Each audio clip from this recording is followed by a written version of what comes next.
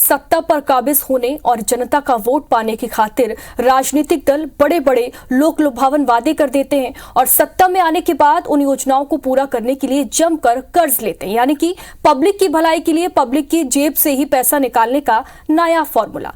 कोई भी दल इससे बचा नहीं है। छत्तीसगढ़ में वित्तीय प्रबंधन को लेकर सियासत गर्मा गई है, क्योंकि प्रदेश के नवनियुक्त वित्त मंत्री ओपी चौधरी ने पूर्व की कांग्रेस सरकार पर प्रदेश को कर्ज में डुबाने का गंभीर आरोप लगा दिया है। क्या वाकई प्रदेश वित्तीय संकट की स्थिति में खड़ा है?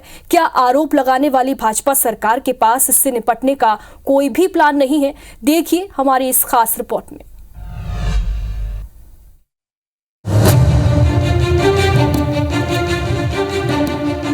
छत्तीसगढ़ को कर्ज में डुबो करके छत्तीसगढ़ को दिवालियेपन के कगार पर ढकेल दिया है।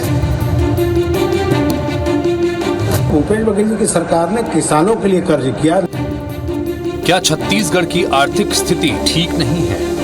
क्या कांग्रेस कर्ज पर नियंत्रण नहीं रख पाई? ये सवाल इसलिए क्योंकि छत्तीसगढ़ के वित्त मंत्री ओपी चौधरी ने पूर्ववर्ती कांग्रेस सरकार पर कई गंभीर आरोप लगाए हैं। मंत्री ओपी चौधरी ने कांग्रेस पर हमला बोला और कहा कि कांग्रेस ने प्रदेश में चारों तरफ माफिया राज फैलाया है। कांग्रेस ने छत्तीसगढ़ को पूरी तरह से कर्ज में डुबो दिया और प्रदेश की आमदनी को निजी कमाई का जरिया बनाया। कांग्रेस ने चारों तरफ माफिया राज फैलाया और छत्तीसगढ़ को कर्ज में डुबो दिया है पूरी तरह से, और हर जगह जहां से आय आ सकता था उन सब जगहों को भी अपने पैसा कमाने का जरिया बना दिया। हम वित्तीय व्यवस्था को लगातार प्रयास करके पूरे सिस्टम में गुड गवर्नेंस स्थापित करके वित्तीय हालात को भी ठीक करेंगे।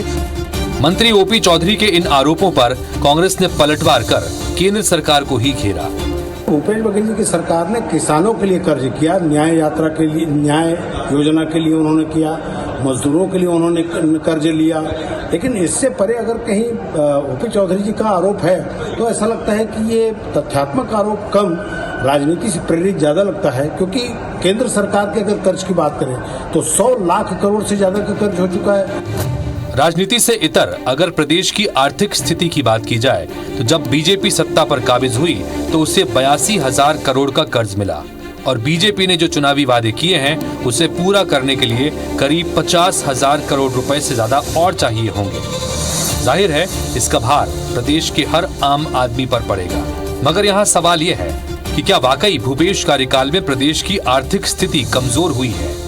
क्या भूपेश सरकार कर्ज पर नियंत्रण नहीं रख पाई? दूसरी तरफ सवाल ये भी है कि इन वित्तीय चुनौतियों से निपटने के लिए बीजेपी सरकार के पास क्या प्लान है? रायपुर से राजेश मिश्रा और सौरभ सिंह परिहार के साथ ब्यूरो रिपोर्ट IBC 24।